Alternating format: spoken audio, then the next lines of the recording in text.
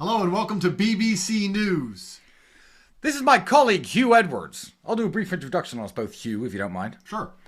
This is my colleague, Hugh Edwards. Hugh Edwards violated international child pornography laws while still being an employee of the BBC.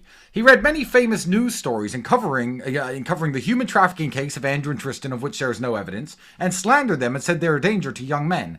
At the time, he was exposed for texting naked pictures of his balls and ass to someone who's under 17, which is immediately a crime, because it is the distribution of pornography to people under the consenting age to consume pornography. That was a crime, so we knew he was a criminal from day one. The BBC did not fire my colleague Hugh, did they?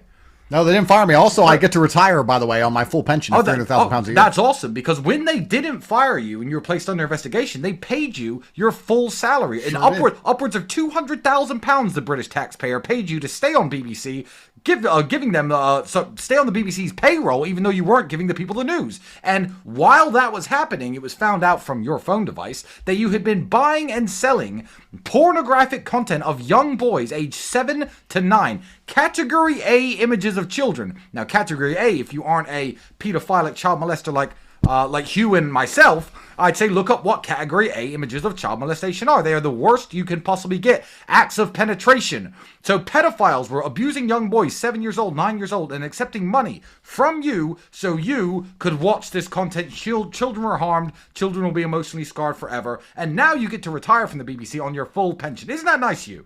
Yeah, it is. It's pretty good. I mean, yeah, it's pretty good.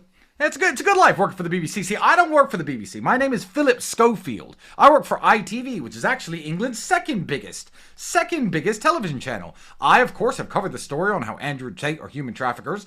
All the while, I had secretly been meeting a 15-year-old boy for sex behind my wife and daughter's back. I lied to my co-host, Holly Willoughby. I lied to all the people at ITV. And when I was outed for having a sexual relationship with a 15-year-old boy because he was now 17, what I did as a smokescreen, you'll like this, Hugh, this is beautiful, I came out as gay. That's super smart. Super smart. Because they left me alone when I came out as gay. Nice. They left me alone when I came out as gay. And now I left my wife. I left my child. I've been fired from ITV. And actually, no, I think that I stepped down. They didn't fire me. I actually quit ITV because I was getting heckled too much. And when I was getting heckled and I stepped down from ITV, I continued to have this sexual relationship with this boy who's now 18, 19. But don't worry, everybody. Although I'm having sex with this young boy, it's at above the age of consent. When I was caught with him drinking pints in a pub, and giving alcohol to a minor is illegal, by the way, I definitely wasn't sleeping with him then. And the police believe me, and people seem to believe that I didn't have sex with this 15-year-old, and I have not actually faced any criminal charges yet. That's super convenient. I just love working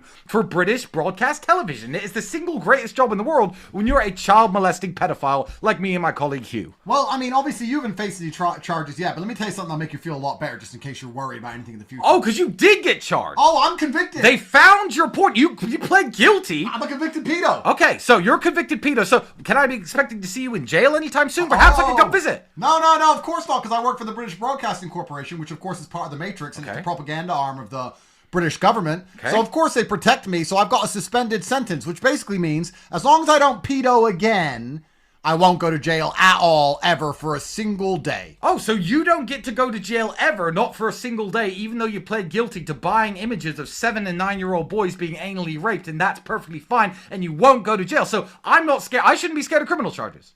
Oh, no, you don't have to be scared of criminal charges. Oh, because if I plead guilty and I say it's bad for my mental health, I'll never see the inside of a jail cell. Obviously, if you're in England and you scream at a police dog or wave a union flag, during a protest, you do what, 20 months, 24 months? Oh, no, if you scream at the police because little girls got murdered and you're upset about it, then you definitely have to go to jail. But if you actually molest kids, buy pictures of them being raped, yeah, then you don't have to go to jail at all. Of course, why would you? What a relief, because, I did have sex with that 15-year-old boy, clearly, and everybody knows it, including my own family. Everybody knows it. Even better. Okay, even better. This gets better. When you work for the mainstream media and you do these heinous acts, they don't print about it very much. They just tell about it for a day. They tell a bare minimum so that nobody can catch them out on their absolute hypocrisy. And then they just memory hole the story and bury it. In fact, they start to give softball stories and talk about how it's important that your mental health be respected, and nobody talks about it anymore. Wait a so minute. They bury the whole story so what you're saying is, two of England's most famous newsreaders and television presenters, you and I, Hugh Edwards and Philip Schofield, we should be all over the news, because